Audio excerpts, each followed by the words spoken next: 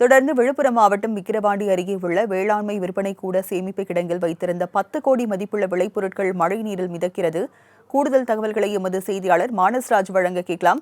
மானஸ்ராஜ், மழை நீரில் மிதப்பதாக சொல்லப்படுகிறது. அதிகாரிகள் யாரேனும் அங்கு ஆய்வு மேற்கொண்டிருக்கிறாங்களா? விவரங்கள் என்ன? வணக்கம் ஆதிலட்சுமி. அதாவது விழுப்புரம் மாவட்டம் கஞ்சனூர், முட்டத்தூர், மேலக்குழந்தை, ஆவுடையார்பட்டு, கணபதிப்பட்டு, தும்பூர், வீடூர், குண்டலிபுலூர் உள்ளிட்ட சுற்று வட்டார பகுதிகளில், அதாவது விழுப்புரம் மாவட்டம் விக்கிரவாண்டி தாலுக்காவில் உள்ள அனைத்து கிராமங்களில் இருந்தும் விக்கிரவாண்டி அருகே இருக்கிற அந்த ஒழுங்குமுறை விற்பனை கூடத்தில் தான் விவசாயிகள் அந்த நெல் கொள்முதல் பண்ணுறது, மணில கொள்முதல் பண்ணுறது இவங்க தொடர்ந்து அது ஈடுபட்டு வந்தார்கள். இந்த நிலையில் தொடர்ந்து நேற்று முன்தினம் பெய்த அந்த மழையினால, கனமழையினால விழுப்புரம் மாவட்டத்தை பொறுத்தவரைக்கும் அது விக்கிரவாண்டி அருகே இருக்கிற மயிலத்தில் 50 சென்டிமீட்டர் மழை பெய்தது. அதனைத் தொடர்ந்து விழுப்புரத்தில் 30 சென்டிமீட்டர் மழை பெய்திருந்தது. தொடர்ந்து அந்த விற்பனை கூடத்திற்கு உள்ளாக மழை நீர் சென்றிருந்தது.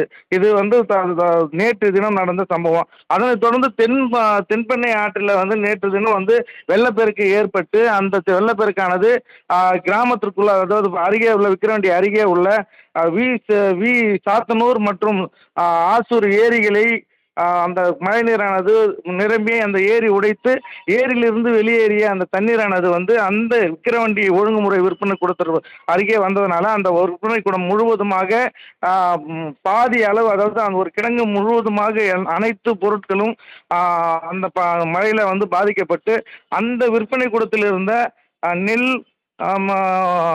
மற்றும் நெல், எள்ளு, கம்பு, கேழ்வரகு மற்றும் அந்த திணை வகையில் இருந்த பயிர்கள், மணிலா பயிர், பருத்தி, இவை அனைத்து பொருட்களும் அந்த மழை நீரில் மிதக்கிறத நம்மளால் பார்க்க முடியுது. தொடர்ந்து பார்த்தீங்கன்னா இந்த மழை நீரானது அதிக அளவில் அந்த விற்பனை கூடத்திற்கு உள்ளாக வந்ததுனால விற்பனை கூடத்தில் உள்ளே இருந்து அனைத்து மூட்டைகளையும் தேசிய நெடுஞ்சாலை ஓரமாக வருவதை நம்மால் பார்க்க முடிந்தது. அதனால் அந்த அரசு அதிகாரிகள் அங்கே ஆய்வு செய்து அந்த கிடங்கை தற்பொழுது பூட்டி இருக்கிறத நம்மால் பார்க்க முடியுது. அனைத்து அதிகாரிகளும் அங்கே ஆய்வு செய்திருக்கிறார்கள். அந்த ஆய்வில் தற்பொழுது பார்த்தீங்கன்னா அந்த கிடங்கை பூட்டி மீதம் இருக்கிற அனைத்து விதைகளையும் பயிர்களையும் உள்ளே வைத்து இப்போது பாதுகாத்து வருகிறார்கள்.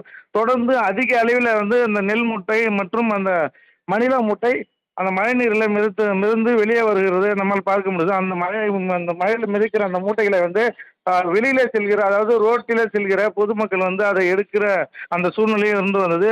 அதனைத் தொடர்ந்து அங்கே இருக்கிற ஒரு சில வாலிபர்கள் அவர்களுக்கு அறிவுறுத்தலின் பேரில் இது விவசாய பொருட்கள், விவசாயிகளுடைய கஷ்டத்தில் வந்த பொருட்கள், இது தயவுசெய்து யாரும் எடுத்துன்னு போகாது என்று சொன்ன காரணத்தினால அங்கிருந்த அநேகர் அந்த மூட்டைகளை எடுத்துட்டு ரோட்டின் ஓரமாக அடுக்கி வச்சதை நம்மால் பார்க்க முடியுது.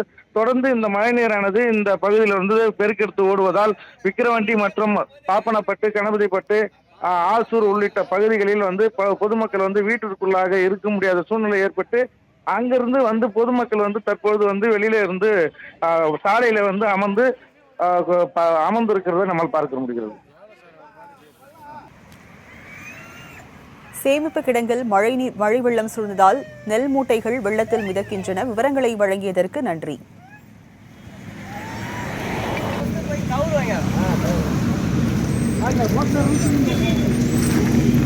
அவர்